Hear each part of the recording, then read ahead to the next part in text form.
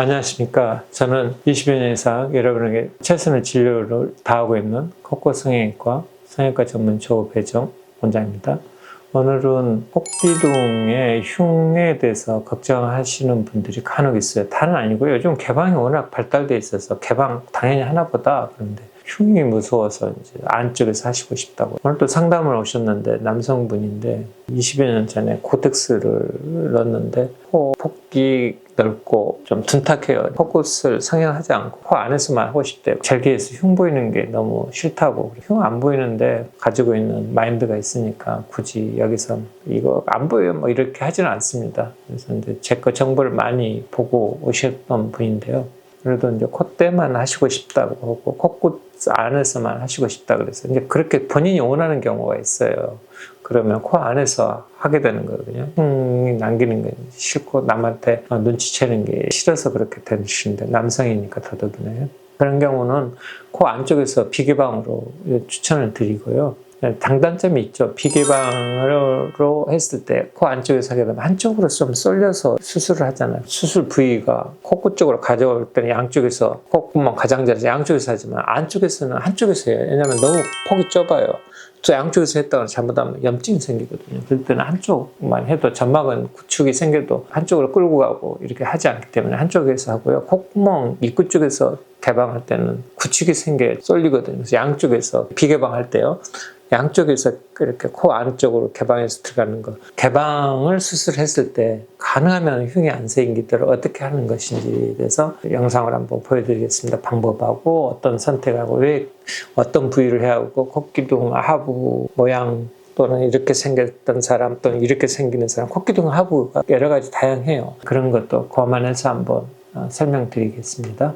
대표적으로 콧기둥의 형태가 두 가지로 분류할 수 있는데요. 아래쪽이 넓어지는, 물론 이제 그게 이제 콧끝 연골이라고 있는데 이 연골이 이 끝부위가 이렇게 구부러져 있죠. 이 콧끝 연골 때문에 이 부위가 아래쪽 콧끝으로 넓어지는 거예요. 이 콧끝 연골의 끝부위가 이게 이제 발판인데 이 연골이 한 통이에요. 한 통의 연골인데 이 끝부위가 약간 이렇게 돌아요. 이제 이런 형태를 가지고 있을 때는 이 연골이 아래 부위가 넓어요. 이런 분 되게 많아요. 그 대신에 코가 예뻐요. 모양이. 그 다음에 여기는 이 발판이 여기가 아래쪽이 반듯한 거예요.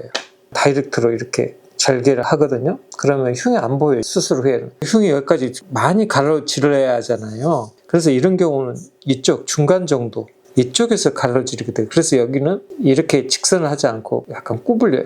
직선되면 흉이 심해지고 구축이 생기면서 여기가 함몰이 생기거든요. 이 부위가. 그래서 중간에 있기 때문에 흉이 약간씩 보일 수가 있어요. 이 끊김 때문에.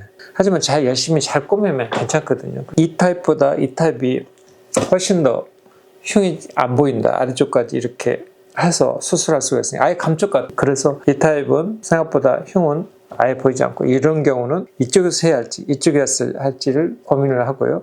이쪽에서 했을 때는 흉이 안 보이게 꼼꼼하게 이렇게 해야 하고 그 다음에 여기 함몰이 안 일어나게 하는 주 핵심은 여기 사이에 들어가 있는 연골이 있거든요. 이 연골판을 양쪽으로 이렇게 걸러지죠. 연골이 이렇게 가는데요.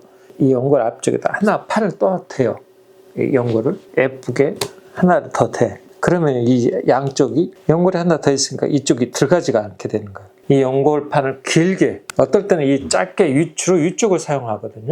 근데 그렇지 않고 길게 늘면은 그 속이 함몰이 일어나지 않게 된답니다. 이걸 사용하고 안 하고에 따라서 흉이 옆쪽 부위에 가로지르는 빗금 흉 말고 바깥쪽이 이렇게 약간씩 들어가서 이런 함몰이 생기는 것을 방지함으로써 흉이 잘 안 보이게 되는 거죠. 그래서 이걸 즐겨 사용한답니다. 중간에 했을 때는요. 약간 아래쪽에서 하려고 노력을 한 건데 가능하면은 수술 전에 아래쪽 부위로 이런 경우 이쪽 부위에서 넓어져 가잖아요. 그래서 넓어져 가는 걸 좀 피해서 여기가 좀 넓어져 가 있으니까 이쪽에서 하면 좀 넓어서 표시가 많이 날 것 같으니까 거기에서 좁아져 있는 부위를 선택해서 지금 흉이 이쪽 부위에 발생돼 있죠. 그래서 이쪽 부위 이렇게 생각합니다. 만약에 이 부위가 좀 심하게 넓다 그러면은 이 부위에서 해야겠죠.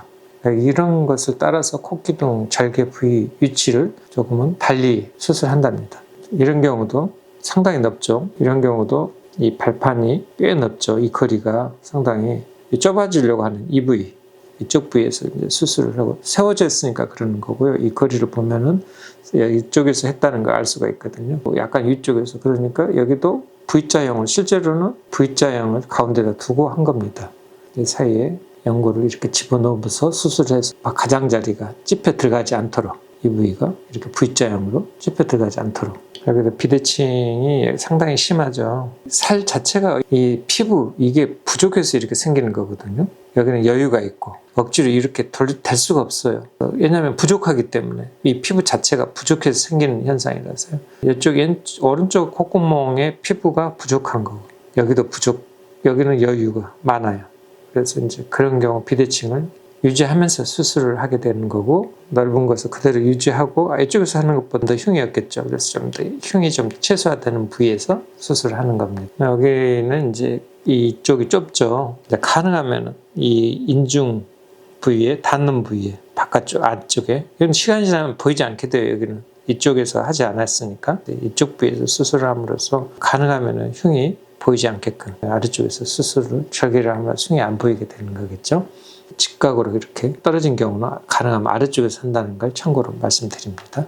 이상 개방형 수술을 했을 때 여러분들에게 수술 흉이 안 보이게 제가 얼마나 열심히 하는지에 대해서 설명을 드렸어요. 그래서 흉은 시간이 지나면은 처음에는 빨개요. 그걸 흉이라고 하는데 흉은 그 빨간 것은 없어져요.